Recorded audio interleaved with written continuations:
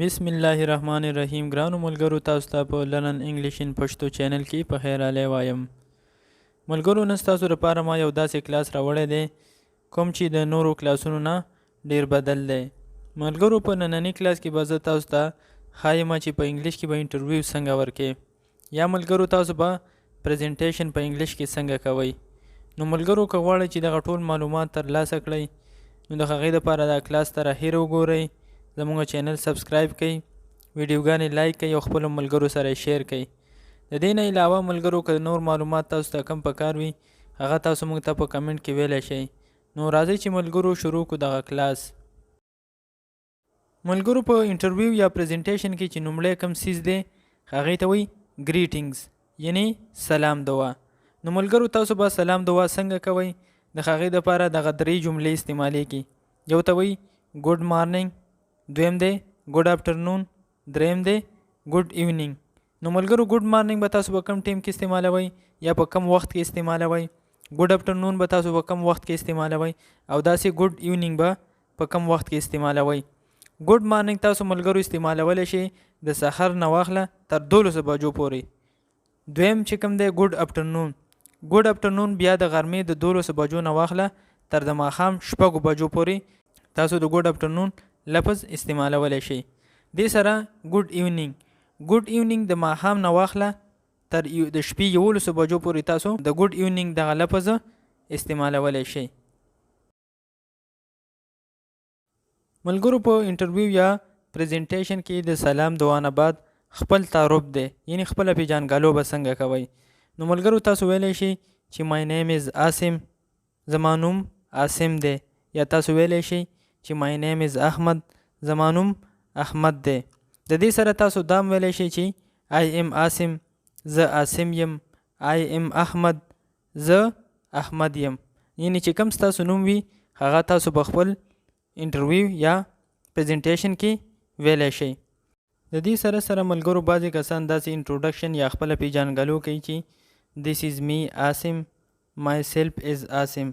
نو ملګرو، دا په انفارمل لینګویج یا غیر رسمی ژبو کې راځي، نو لحاظه داسې نوي استعمالول پکار. ملګرو، په انټرویو کې چې دریم نمبر کم پارت دی یا د انټرویو چې کومه دریمه حصه ده هغه دی د لیوینګ پلیس یا د اوسېدو ځای ښودل. ملګرو، تاسو ویلی شئ آی بیلانګ ټو پېښور، زه د پېښور سره تعلق لرم. یا تاسو داسې هم ویلی شئ چې آی ایم فرام پېښور، زه د پېښور یم. د دې سره سره ملګرو، که چېرته ستاسو انټرویو په همدغه ښار کې وي په کوم کې چې ستاسو کور دی، نو تاسو داسې ویلی شئ بیا چې آی بیلانګ ټو پېښور اټ سیلف، زما تعلق همدې پېښور سره دی. یا آی ایم فرام پېښور اټ سیلف، زما تعلق هم دغه پېښور سره دی. نو ملګرو، دغه دواړه جملې تاسو استعمالولی شئ. ملګرو، د انټرویو چې بله کومه حصه ده هغې ته وایي فیملی انفارمیشن، یعنی د کورنۍ معلومات. نو ملګرو، تاسو د کورنۍ معلومات به څنګه ورکوئ؟ تاسو ویلی شئ ان مای فیملی اپارټ فرام پیرنټس وی آر 3 برادرز اینڈ 2 سسټر، یعنی زمونږ په کورنۍ کې زما د مور پلار نه علاوه مونږ 3 ورونه او 2 خویندې یو. ملګرو، دا تاسو داسې ویلی شئ، یعنی چې تاسو څومره ورونه یاستئ، تاسو 4 ورونه یاستئ، بیا تاسو داسې ویلی شئ ان مای فیملی apart from parents we are 4 brothers and 2 sisters. یعنی که تاسو چرته بیا 3 خویندې یاستئ تاسو داسې ویلی شئ چې in my family apart from parents we are 3 brothers and 3 sisters. یعنی زمونږ په کورنۍ کې زما د مور پلار نه علاوه موږ 3 ورونه او 3 خویندې یو. ملګرو، د کورنۍ معلومات تاسو په دې طریقه هم ورکولی شئ. یعنی تاسو ویلی شئ there are 4 people in my family, my wife, my 2 sons and myself. یعنی زما په کورنۍ کې 4 کسان دي، یعنی زما ښځه، زما 2 زامن او زه په خپله. د دې نه علاوه I have 2 brothers and 1 sister، یعنی زما 2 ورونه او 1 خور ده. ملګرو، د انټرویو چې بله کومه حصه ده هغې ته وایي ایجوکیشنل انفارمیشن، یعنی د تعلیم باره کې معلومات. نو د تعلیم باره کې به معلومات تاسو څنګه ورکوئ؟ تاسو ویلی شئ I am in class 8 or I am in 8 standard. د دې مطلب څه دی؟ د دې مطلب دا دی چې زه په 8م جماعت کې سبق وایم یا زه په 8م جماعت کې یم. د دې سره ملګرو که چېرته ستاسو 14م تعلیم وي یا 18م تعلیم وي نو تاسو ویلی شئ I am graduate or post graduate. د دې سره ملګرو که ستاسو تعلیم تر ډاکټرۍ پورې وي نو تاسو ویلی شئ I am PhD in journalism. یعنی ما په جرنالیزم کې PhD کړی یا ما په جرنالیزم کې ډاکټري کړی. ملګرو د انټرویو چې بله کومه حصه ده هغې ته وایي د هنر باره کې معلومات. یعنی تاسو د خپل تعلیم سره سره کومه ډیپلومه حاصله کړې وي، کوم سرټیفیکیټ مو حاصل کړی وي نو هغه تاسو د خپل تعلیم حصه ګرځولی شئ. تاسو ویلی شئ I have done 6 month computer course from IM Sciences in 2019.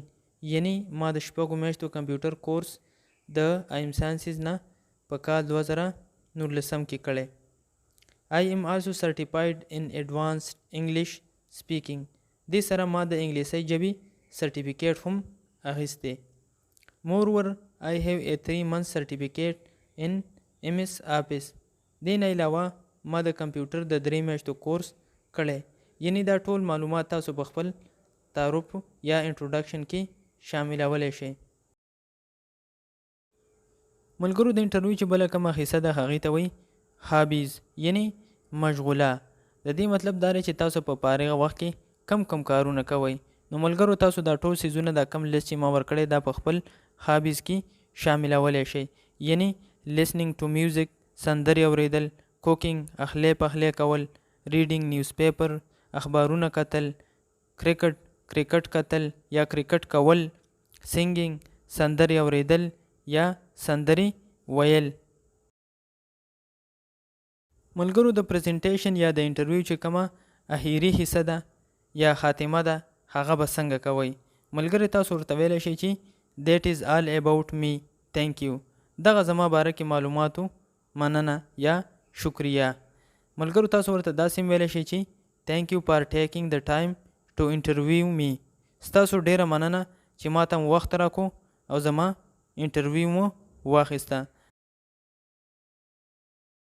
ملګرو دا زمونږ نننی کلاس په کوم کې چې تاسو ته موږ د انټرویو هغه ټوله حصه په انګلیش او په پښتو دواړو ژبو کې وړاندې کړه. نو ملګرو امید لرم چې کلاس به مو خوښ شوی وي او ډیر څه به مو تیز زده کړی وي. ملګرو تاسو ته یو درخواست دا دی چې که تاسو زما چینل نه وي سبسکرایب کړی نو مهرباني وکړئ زما چینل سبسکرایب کړئ، ویډیوګانې لایک کړئ، د خپلو ملګرو سره شیر کړئ. د دې نه علاوه ملګرو که تاسو ته کم نور معلومات پکار وي نو تاسو هغه موږ ته په کمنټ کې ویلی شئ او یا تاسو په واتس اپ وغیره باندې موږ سره رابطه ساتلی شئ. ملګرو چینل سبسکرایب کړئ، ویډیوګانې لایک کړئ او خپلو ملګرو سره شیر کړئ. د خدای په امان.